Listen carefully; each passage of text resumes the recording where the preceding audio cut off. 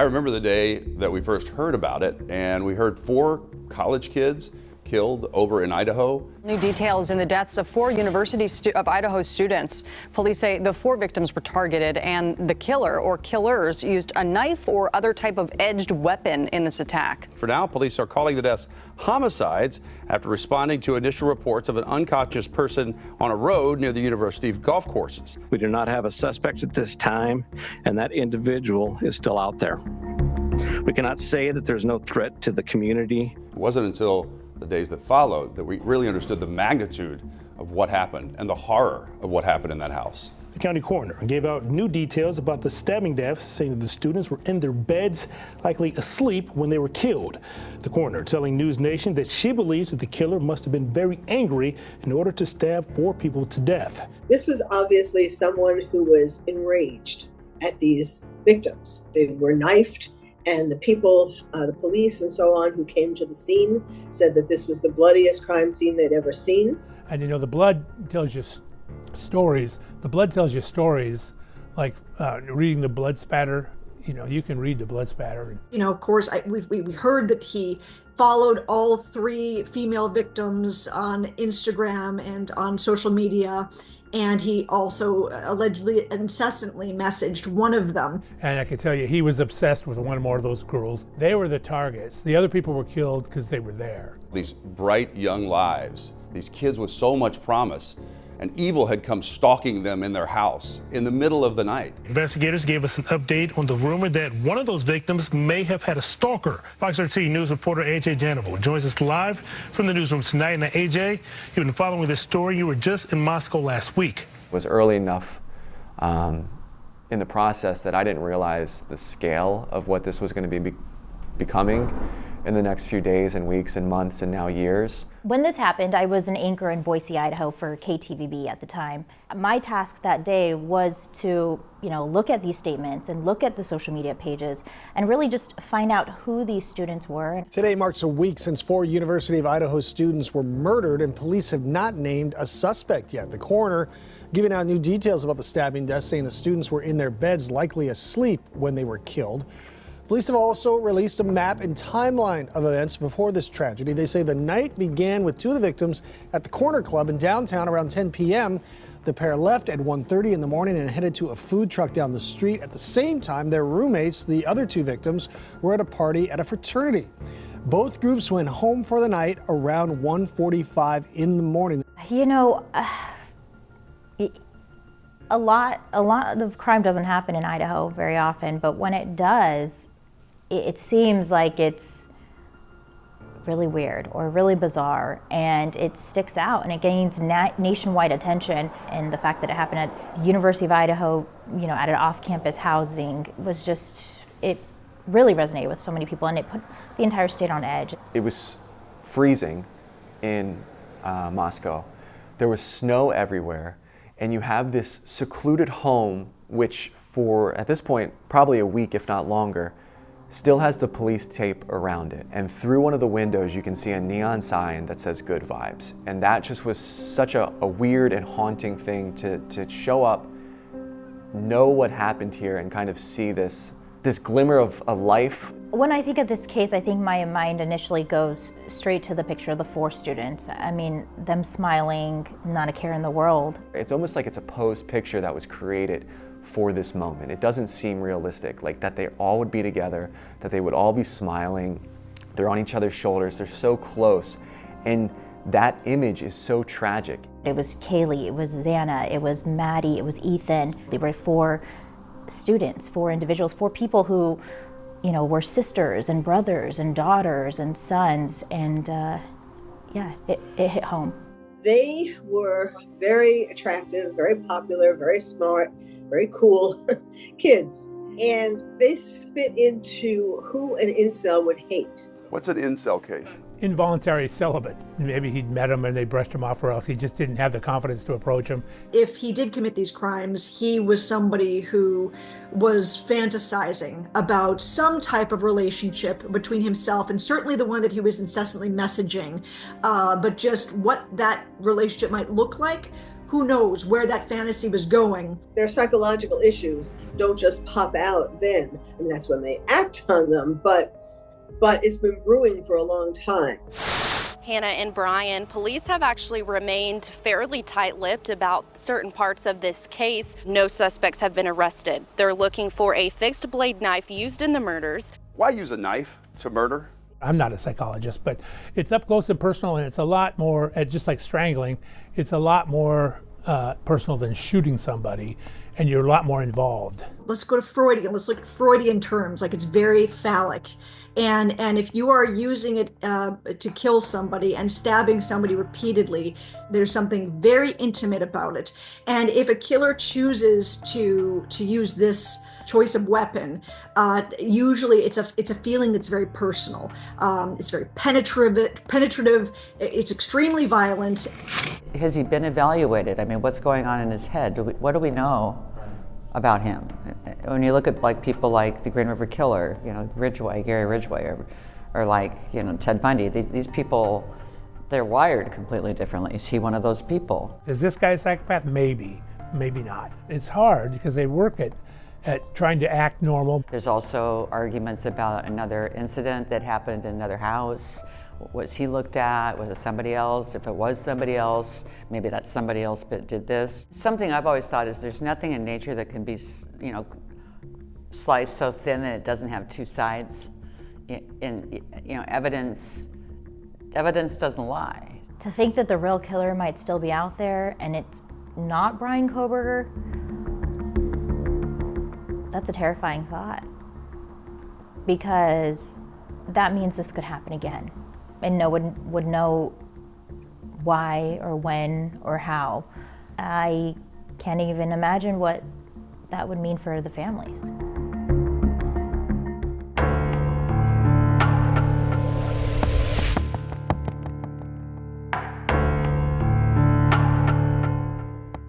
Do you think he attended the memorial, the vigil that happened? I would guess that he would have, yes. He wants to see how much damage he did. The more damage, the happier he would be.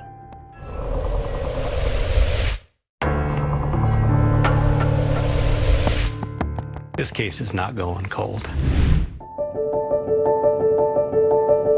We have tips coming in. We have investigators out every day interviewing people. We're still reviewing evidence. There are still more questions about the murders that remain unanswered, with a murderer still on the loose 25 days after these slayings. In the first few days after the murders, it was a little bit frustrating because the police were not putting out a lot of information. And so there was a lot of speculation about what happened. You see these beautiful young women that get murdered, and you start thinking back to the days of Ted Bundy. I mean, this is an area famous for serial killers here. We've got Gary Ridgway. We've got horrible murders that scarred communities for years, that had women looking over their shoulder everywhere they went. It's been days since the police department released any new information in this case. The last major update was released 2 weeks ago on December 7th. That's when police say they were looking for a white Hyundai Elantra spotted near the crime scene the night of the murder. There was a time there where police were holding these news conferences, but they had really nothing new to report. I'm sure he was probably watching that too, right? What do you think was going through his mind then? What happened? Yeah, I think all the way up until he was caught, there was a sense that he was smarter than everybody. And now there's a cat and mouse game going on with the authorities. And on the other hand, if he wants the attention and wants to be caught, he would have felt excited. I would think that there's a level of, okay, now they're getting on to me. Now, how long is this going to take? I think as the case stretched on, the public was getting very, very irritated and just wanted to know who the killer was. Well, today, the Moscow police issued a press release with no new information, only updated numbers on how many tips they've received. They've gotten more than 7,600 emails, 4,300 phone tips, and 4,500 photo submissions. Police keep saying cyber sleuths are causing issues for police investigating this case. Oh, I'm sure people thought they were helping. I'm sure they thought they were scouring these videos that everyone else was looking at, and perhaps they saw something in these videos that maybe police missed, or maybe someone else, an investigator, missed. But I think there's a difference between you calling someone and saying, police, I saw this in a video, versus me starting a TikTok and saying, I know who the criminal is, I know who's behind this, when really you didn't. Now, a history professor from the University of Idaho is suing a TikToker for spreading rumors. TikTok personality Ashley Gillard accused Professor Rebecca Schofield of the murders. The lawsuit, filed Wednesday, points to a number of videos posted to the platform that attempted to tie the teacher to the killings. The TikTok personality posted a video yesterday saying she is not going to stop posting videos. Photos start getting leaked of the girls who are out the night before they're killed. They're out getting some food. You start to see the guy they're with. And so the public, the online community starts latching on this. These keyboard crime fighters start trying to solve the case. They must be that guy. He was with them, you can see. They start trying to analyze their body language, start trying to look at how they acted. The Moscow police kind of were non-existent in the reporting that we're doing. I don't remember going to any specific press conferences where police were kind of providing information. A lot of what we were getting was through social media, it was through Facebook, and it was tough. It was almost as if we were walking through a movie set that the cast wasn't on. And so this was the first time that we saw that community of that school fully with that concern of, are we safe here? Nearly 3 weeks after the gruesome stabbing deaths of 4 University of Idaho students, their pairs will be coming together tonight to finally say goodbye. And what makes this case especially terrifying is that the killer is still on the loose. Fox 13's AJ Janovo joins us live from the Kibbe Activity Center in Moscow, where that vigil is set to begin at 5 p.m. And that was the first time, realistically, that we heard their names said correctly. That was the first time we heard about these young adults, who they were. The beauty of what they have and what makes them special. Such a happy, such a great kid, such a perfect little baby. Because everything up until this point had just been like a picture and a name. And that was the first time that we had heard from the people that it truly impacted. To make sure that you spend as much time as possible with those people, because time is precious and it's something you can't get back. Toward the end of the evening, the dome went dark, but only briefly, as members of the community illuminated the dome using their phones, a reminder that even in the darkness, there's a path forward. I think, at the end of the day, it was terrible, but the entire state came together and they were able to, grieve together and support these families together. And sometimes that, something beautiful can be born out of tragedy, and that was something really beautiful to see. And we ask that the memory of Ethan, Kaylee, Xana, and Madison be a light that dispels the shadow of these days.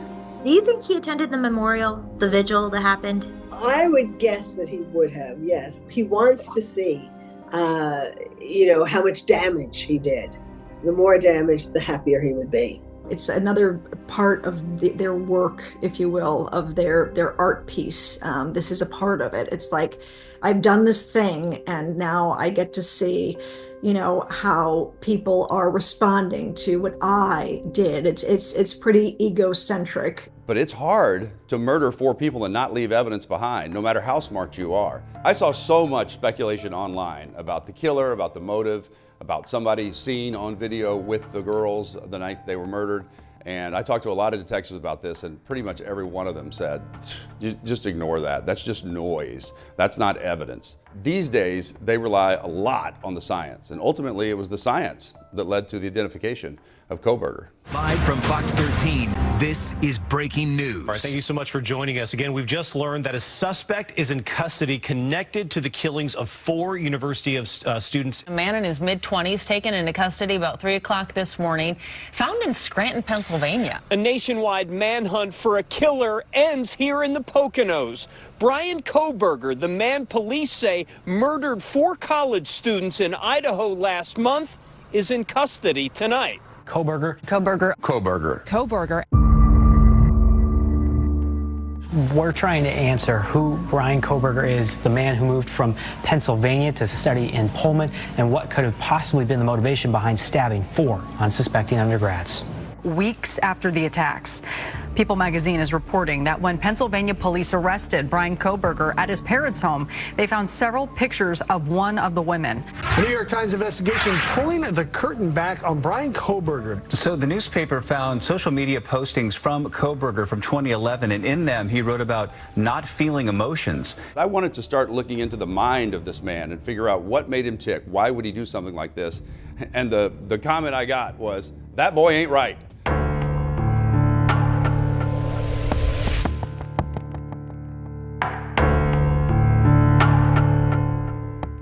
You know, a lot of individuals, they will start off with fantasies and things like that, but they'll never think that they'll cross the line. It seemed like several escalating factors then led to the final decision to take out his rage on these people. So in his fantasy world, was he picturing the police investigation and figuring he'd get away with it? I'm sure he was. Yeah, I'm sure he was, which it's always their worst mistake, you know. Thinking you're smarter than the cops?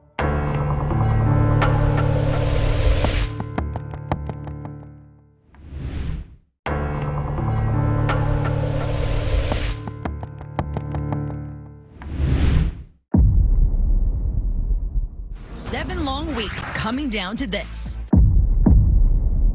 Last night, in conjunction with the Pennsylvania State Police, the Federal Bureau of Investigation, detectives arrested 28-year-old Bryan Christopher Kohberger.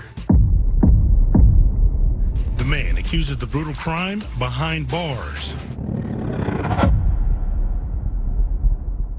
When I first saw Kohberger, what shocked me was his lack of emotion. Look how composed he appeared, with the world's eyes on him, being accused of being a mass murderer, and it almost seemed like it didn't affect him at all. He looked creepy. It was weird just to see him, but also we all want to know who was that person, and now we see him.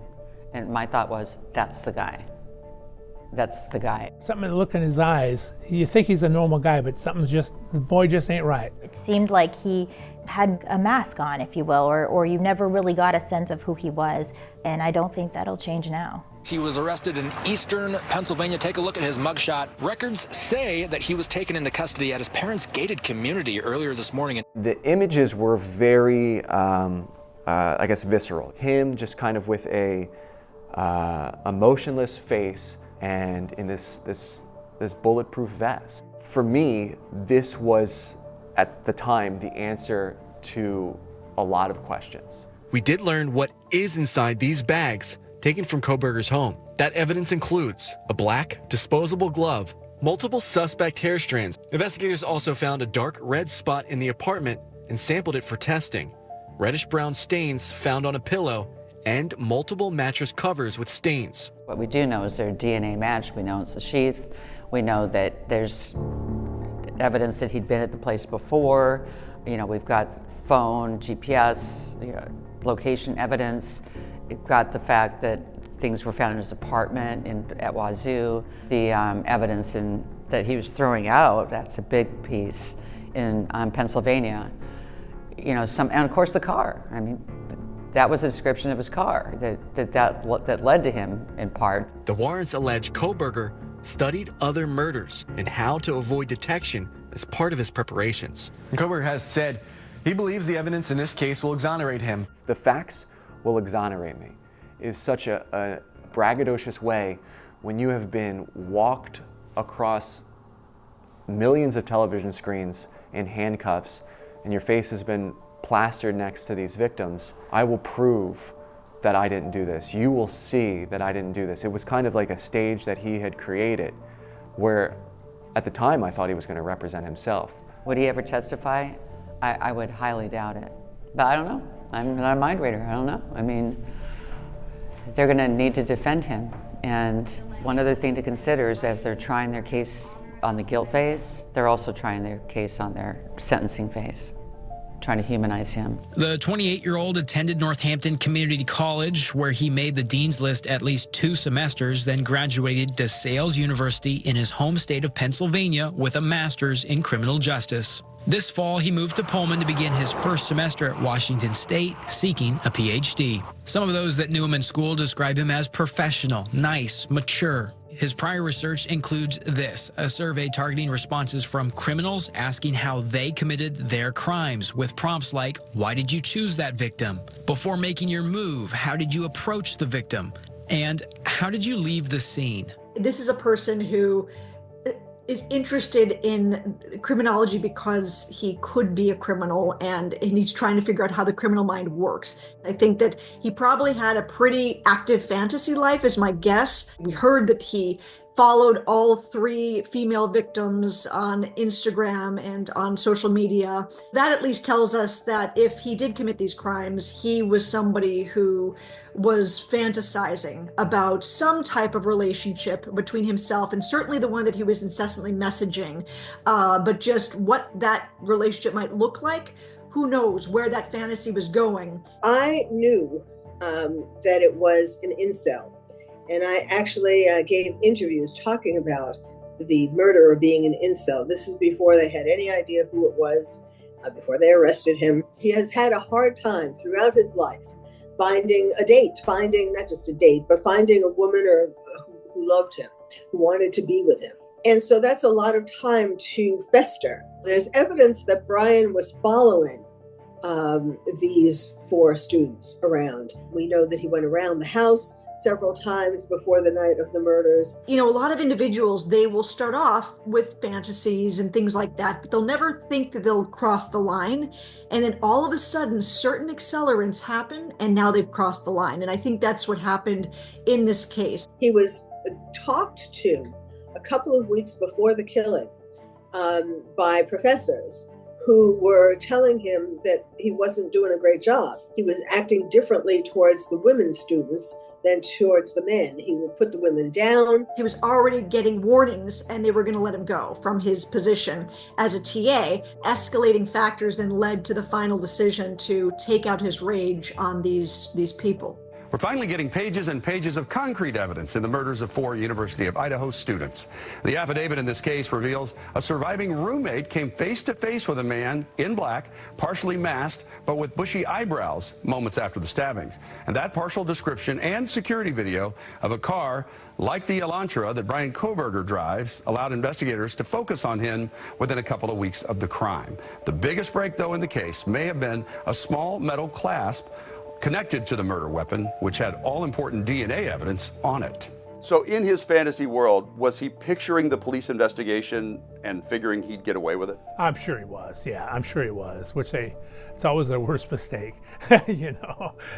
Thinking you're smarter than the cops? You got a master's in criminology, but I guess not a graduate degree in actual murder. For some killers, the planning is the most exciting part, because that's the time they have the most control over everything. So they have the idea of exactly how it's going to go. They probably have mapped out the inside. I'm sure if he did this, probably had a sense of mapping out the inside. But in the heat of the moment, you don't think that way, you don't act that way. He carried a knife in there in the sheath, which was his first mistake.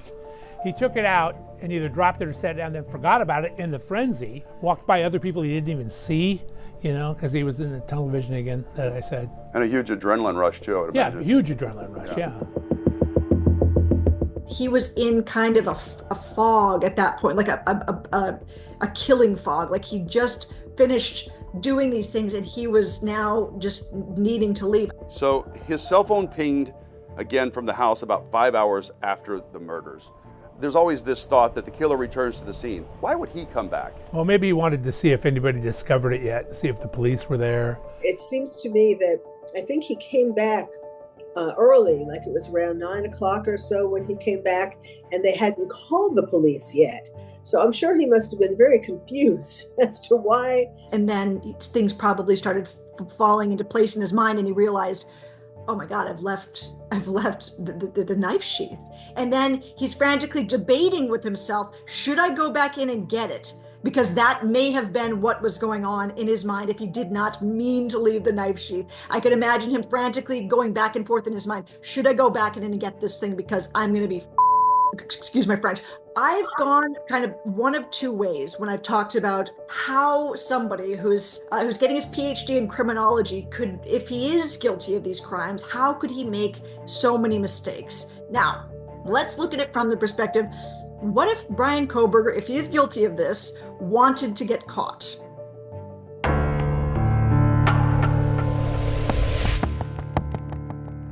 you.